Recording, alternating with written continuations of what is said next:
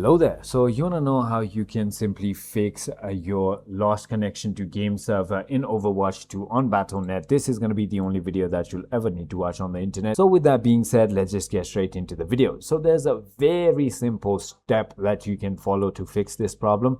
The first one, let's get the basics out of the way. Try uninstalling and reinstalling Battle.net. Try uninstalling and reinstalling your Overwatch. However, if doing all of that didn't solve your problem, well, that is exactly what I'm here for.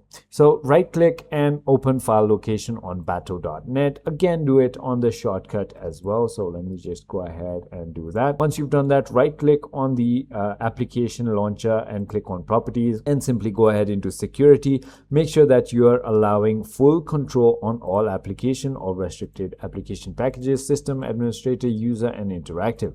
Now, once you've done that, go to compatibility. Run this program as administrator should always have a tick mark, and once you have already done both of those, all you need to do is run a couple of commands now. So go to command prompt, run as administrator, click on yes. Now the first command is going to be ipconfig //flush